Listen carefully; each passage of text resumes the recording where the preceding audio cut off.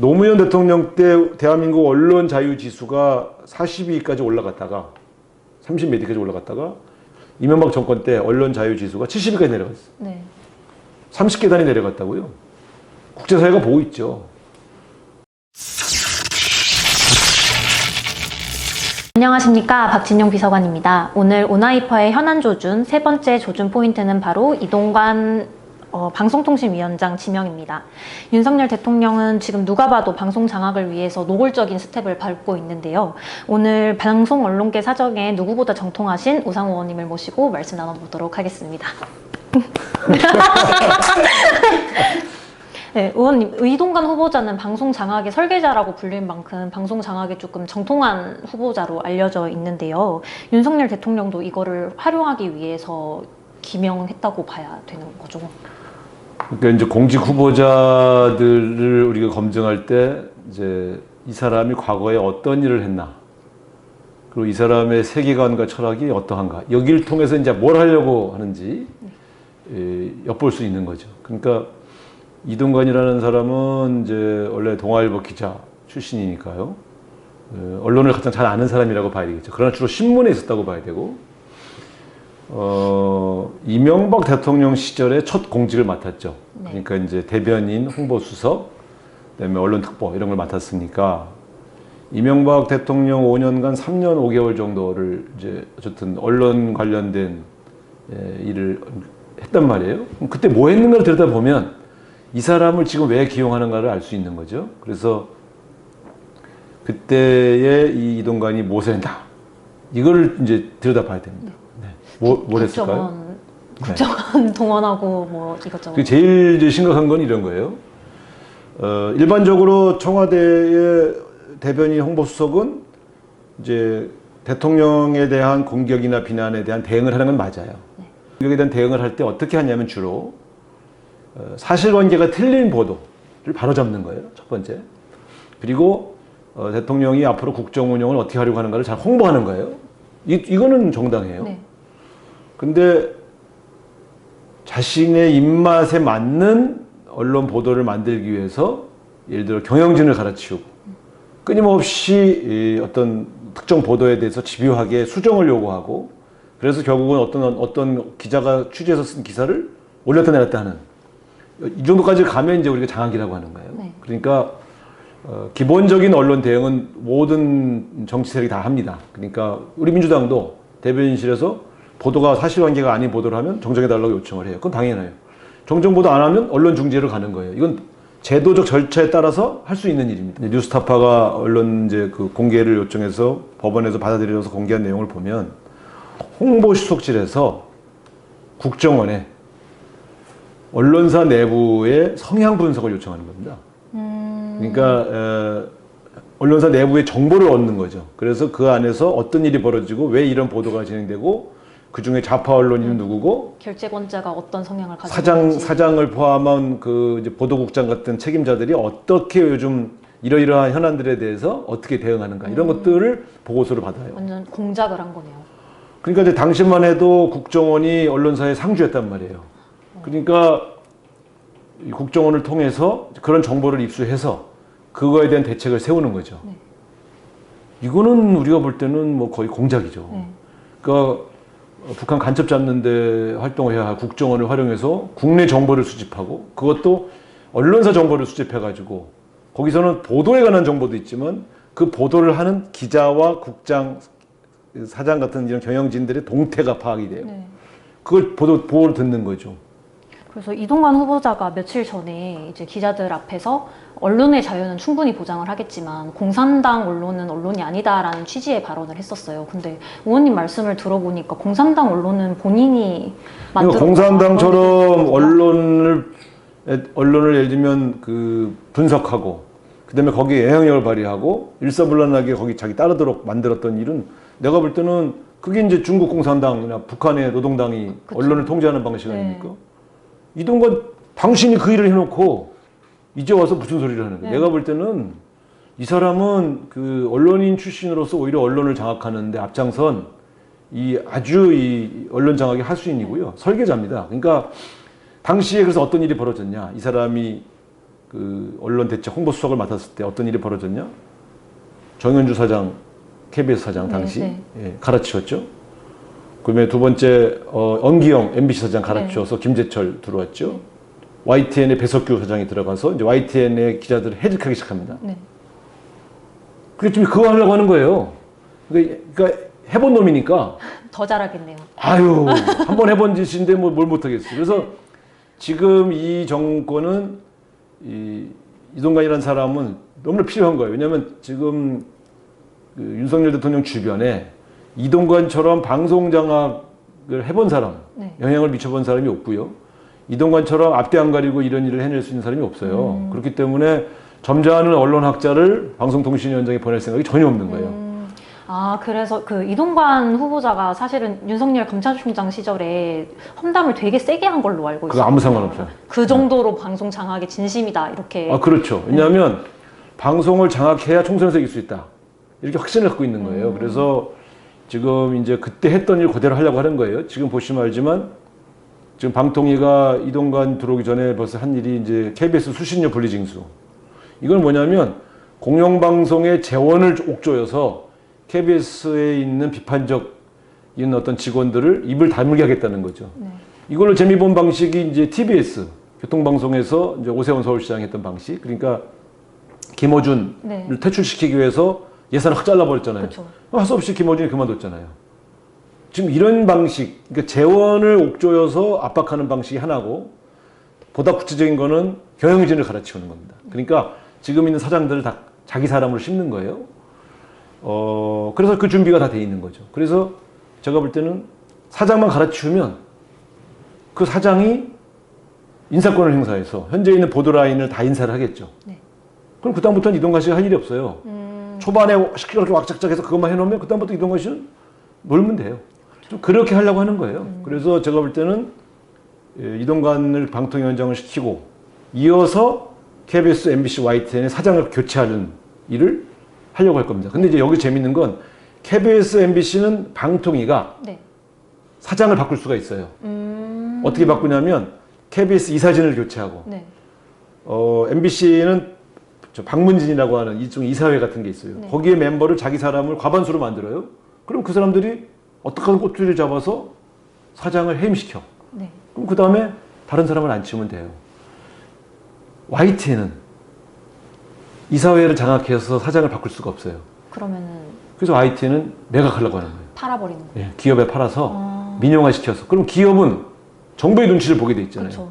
그럼 대주주가 된 기업이 경영에 간섭할 수 있잖아요. 그렇게 해서 사장을 바꾸려고 하는 또 거죠. YTN은 제일 규모가 좀 작잖아요. 작죠. 근데 MBC는 민영화하는 게 불가능해요, 사실은. 근데 YT는 그 매각하는데 어렵지 않은 게 사이즈가 작아요. 그래서 지금 제가 볼 때는 이건 다 설계가 돼 있다고 보고, 그래서 하나하나 차근차근 진행하려고 한다. 그래서 뭐 내가 평생 언론에 있었는데 언론의 자유를 지키는 것을 최우선으로 한다. 그가 말하는 언론의 자유는 바로 이동관 말을 잘 들을 사람들의 자유. 그다음에 윤석열에게 충성할 사람들의 자유를 보장하겠다는 소리예요. 그 의원님께서 지금 계속 방송 장악을 강조를 하셨는데, 제가 언론 장악이란 말은 조금 익숙한데 방송 장악은 뭔가 비슷한 듯 다른 개념인 것 같아요. 방송 장악은 어떻게 이해를 하면 그게 이제 이런 건데요. 방송은 신문과 방송으로 나눠져 있잖아요. 언론은. 근데 소위 신문은 사실은 다 별도의 오너 시스템이 다 갖춰져 있어요. 그래서 이건 정부가 사장을 바꾸거나 경영에 간섭하는 게 불가능해요. 근데 우리나라의 방송들 중에 특히 지상파는, 그다음에 YTN 같은 경우는 되게 공영방송화돼 있어요. 다시 말하면 주인이 없어요. 주인이 없으니까 건드리기가 쉬운 거예요. 주인이 없게 만든 이유는 방송이 공영성이 있어야 되기 때문에. 공영성이라는 건 뭐냐면 공정하게 자본과 권력으로부터 독립돼 있어야 돼. 그러니까 신문은 이미 조선중앙동화는 오너가 있어. 이 사람들은 다 보수야. 건드릴 게 뭐 있습니까? 그쵸. 한겨레 경영은 주주 중심이기 때문에 이거는 건드려봤자 소용이 없어요. 바꿀 수가 없어요. 그러니까 그냥 놔두는 거예요. 근데 공산당 기관지라는 말은 조중동을 겨냥한 말은 아닐까요? 그러니까 이동관이라는 사람이 그 공산당 기관지라는 말을 하는 것은 굉장한 언론관에 왜곡된 거예요. 네. 그러니까 지금 자기들에게 보수 진영이 볼 때 비판적 보도를 하면 다 공산당으로 보는 거 아니에요. 그렇죠. 이게 언론을 진영으로 보는 거예요. 진영으로. 응? 그러니까 제가 볼 때는 그 삐뚤어진 언론관이 네. 오랫동안 동아일보에 있으면서 굳어진 거지. 그래서 제가 볼 때는 이제 뭐 공산당이라고 말했다는 그 말을 꼬투리 잡는 것보다는 이 사람이 뭘 하려고 하는가의 그 음모. 네. 그래서 그것을 어떻게 무산시킬 건가에 대한 우리 대책. 이런 것들이 굉장히 중요한 시점이죠. 이동관을 쓰겠다고 하는 것은 이 사람이 이명박 때 언론 장악, 특히 방송 장악을 해봤기 때문에 그것을 좀 제대로 할 사람이다라고 하는 신뢰가 있는 거고요. 네. 또 아마 그거에 대한 설계를 같이 했을 거예요, 처음부터. 지금 그것을 이제 실행을 하려고 있는 과정이죠. 그래서 굉장히 긴장해야 됩니다. 그래서 아마 지금 보면은 그 청문회부터. 네. 그래서 제가 이번에 이동관 청문회 하지 말자 이런 얘기가 당 일각에서 나왔다 그래서 무슨 소리야. 이럴 때일수록 청문회를 해서 이동관이라는 사람이 어떤 음모를 갖고 있는가를 조목조목 짚어서 설사 우리가 이 사람의 취임을 막지 못한다 하더라도 이 사람이 취임한 이후에 우리가 짚은 대로 밟아나가면 그때 많은 국민이 민주당이 예견한 대로 이동관이 하고 있는 모든 일은 바로 방송 장악을 위한 시나리오고 그것은 내년 총선에서 네. 방송 보도를 통해서 윤석열 정부의 총선 승리에 기여하게 하기 위한 그런 도구로 방송을 쓰려고 하는구나. 이거 국민이 알게 해야 돼. 그런 측면에서 이 청문회에서 낱낱이 이 문제를 밝혀야 돼요. 그래서 이제 청문회가 진행되고 이제 채택이 되지 않을 거잖아요. 저희 아마 보고서 채택은 못 해주죠. 못 해줄 건데 이제 윤석열 대통령은 강행을 할 걸로 보여지는데 그러면은 이제 강경파 쪽에서는 그러면은 되자마자 탄핵을 추진을 해보자 이런 말도 있기는 하거든요. 그런 말도 안 되는 얘기를 하면 안 되는 게 왜냐하면 전 그때 당시에 제가 박근혜 탄핵을 해본 사람 아닙니까? 이 사람 재임 중에 헌법과 법률에 위반한 행위를 했을 때만 탄핵을 할 수 있어요. 이동관은 아직 취임도 안 했는데 무슨 취임도 안 한 사람을 탄핵을 합니까? 그러니까 취임에서 잘못을 저질렀을 때나 검토할 수 있는 카드인데 취임도 하기 전에 탄핵을 얘기하는 것은 너무 정략적으로 보이죠. 그래서 그런 것들은 민주당이 속마음으로는 언젠가 뭐 잘못을 법을 위반하면 그때 탄핵해야지라는 생각을 가질 수는 있지만 하는 눈으로 그걸 좀 입으로 꺼내는 순간 그 카드의 가치가 떨어져요. 그래서 저는 너무 가볍다. 그러니까 그렇게 공당이 어떤 카드를 쓸 때는 신중하면서도 무겁게 가져가 주는 게 좋죠. 그리고 아까 그 대책을 세워야 된다 이런 말씀도 하셨었는데 사실은 윤석열 대통령이 아직 취임이 2년이 채 되지 않았는데 임명을 강행한 장관급 인사가 15명이 됐어요. 근데 이렇게 뭐 국회를 약간 무시하는 윤석열 대통령의 처사에 대해서 약간 국회 차원에서 뭐 의장을 통해서나 이렇게 항의를 해야 되거나 이런 거는 없을까요? 글쎄, 보고서 채택이 안 됐을 때의 장관을 임명을 그냥 강행한 건 문재인 정부 때도 있었기 때문에 그 자체로 항의하기는 좀 어렵죠. 그러니까 그거보다는 청문회를 통해서 이 사람이 얼마나 부적격자이고 그래서 얼마나 문제가 많은 사람인가를 알리고 그럼에도 불구하고 강행했을 때 국민 여론이 악화되는 이런 과정을 국민에게 호소하는 수밖에 없어요. 그러니까 지금 헌법과 법률이 정한 절차대로 가면 야당이 대통령이 장관급 공직자를 임명하는 것을 막을 방법은 없어요. 근데 결국은 그것에 대해서 국민들이 분노하게 하고 그것들에 대해서 이 정권에 대한 심판 의지가 커지게 만드는데 기여하고 결과적으로 이 모든 일은 내년 총선으로 귀결됩니다. 윤석열 대통령이 국민들의 비판에도 불구하고 이동관을 지명을 강행하려고 하는 이유는 총선 승리에 뭘 건 거예요. 온갖 권력을 행사해서라도 마찬가지죠. 우리도 내년 총선 승리를 목표로 모든 것을 조명을 해야 됩니다. 지금 당장에 윤석열 대통령에게 어떤 타격을 줄 거냐만 고민하는 것보다는 어떤 것이 총선에 도움이 되느냐를 고민하면서 정무적 결정을 내려야 되죠. 그러면은 인사청문회 대비를 위해서 이제 뭐 지금 과기정통위 계신 위원님들께 한마디 해주신다면? 일단 두 가지를 해야 돼요. 청문회에서 이동관 후보자가 왜 부적격자인가를 알리는데 가령 학폭 논란. 우리 정부 같으면 저 학폭 논란 나오면 바로 낙마예요. 그렇죠. 그 다음에 그 부인이 거액의 헌금을 받았다가 돌려주는 것. 네. 이것도 사실은 낙마 사유예요. 물론 이제 본인은 현금인 줄 모르고 받았다, 다 돌려줬다 이러지만 눈 가리고 아우시게. 이 사람아 이게 이제 이런 그 국민을 속이는 것도 한두 네. 번이지. 그러니까 그렇죠. 우리 판례에 보면 현금을 받았다가 돌려줬어도 그 돌려주는데 어느 정도 시간이 걸렸는가와 현금성 선물을 받고 그 인지했느냐의 시점 이런 것들을 굉장히 중요하게 보거든요. 네. 그래서 제가 볼 때는 그걸 다 한번 따져봐야 됩니다. 어쨌든 이런 이 도덕적 부적격의 문제도 네. 잘 들여다보고요.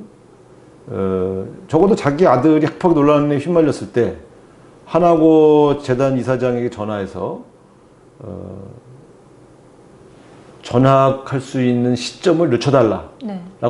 청탁한 건 사실이잖아요. 네, 그렇죠. 그거 대단히 부적절하죠. 두 번째는 방송 장악 음모를 지금부터 시나리오를 그대로 질문을 계속 해야 돼요. 이 사람이 앞으로 할 일. 앞으로 방송국 사장을 바꾸겠습니까? 그러면 한다고 그러겠어요? 모른다고 그랬어요? 그렇게 해서 보도 여러 가지 패턴에 대해서 개입하려고 하겠습니까? 이거 계속 이 사람이 어떤 답변을 하도록 근거를 남겨놔야 돼요. 네. 그래서 그것이 이후에 다 하나하나 이 사람이 방통위 위원장이 돼가지고 하려고 하는 행위 하나하나를 그때 다 맞춰서 국민과 언론이 비판할 수 있도록 만드는 근거를 남겨야 되겠죠. 네. 이게 이번 청문회에서 과기정통위원들이 해야 할 과제입니다. 네. 예. 방송 장악에 대한 효과는 얼마나 생각하고 계세요? 이제 MBC나 아니면은 아까 KBS 사례도 말씀을 이렇게 주셨는데, 이동관 후보자가 방송위원장이 된다면은 그 효과가 얼마나 될 것 같으신지. 만약에 이동관 후보자가 방송국 사장 바꾸고 그 박규진 사장이 보온하기 위해서 보도라인을 다 완전히 그 딸랑딸랑 정권에 충성할 사람들로 싹 바꿔버리면 네. 이제 방송국의 뉴스에서 권력을 비판할 수 있는 자유는 사라지는 거죠. 그러면 이 정권이 어떤 잘못을 저질러도 우리는 방송에서 그것을 비판하는 뉴스를 볼 수 없게 되죠. 네. 그 영향이라는 것은 어마어마한 거죠. 예전에 뭐 전두환 정권 때 땡전 뉴스. 전두환 끝까지는 갈 필요가 없고요. 네. 예. 그때는 뭐 총칼로 너무, 압박을 한 네. 거니까. 이명박 정권 때의 방송을 보시면 될 겁니다. 네. 그러면 이제 그 기자들이 파업 투쟁을 하게 될 거고, 그러면 그 파업 투쟁을 빌미로 또 노조 활동을 했거나 네. 권력에 비판적 보도했던 사람들을 해직시킬 수도 있죠. 네. 다시 비극이 시작되는 거예요. 그러니까 이 악순환이 다시 시작되는 거죠. 그래서 저는 이것은 대한민국 언론사의 또 다른 비극이 된다. 네. 그러니까 노무현 대통령 때 대한민국 언론 자유 지수가 42위까지 올라갔다가 30 몇 위까지 올라갔다가 이명박 정권 때 언론 자유 지수가 70위까지 내려갔어요. 네. 30계단이 내려갔다고요. 국제사회가 보고 있죠.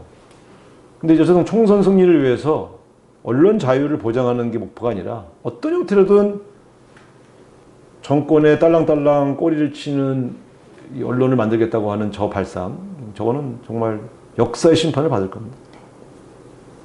오늘 이렇게 문화이퍼의 현안 조준 세 번째 조준 포인트도 잘 노려보았는데요. 어떻게 들으셨나요? 재밌게 들으셨다면 구독과 좋아요, 알림 설정까지 부탁드리고요. 저희는 다음 주에도 현안을 정확하게 노려서 찾아오도록 하겠습니다. 감사합니다.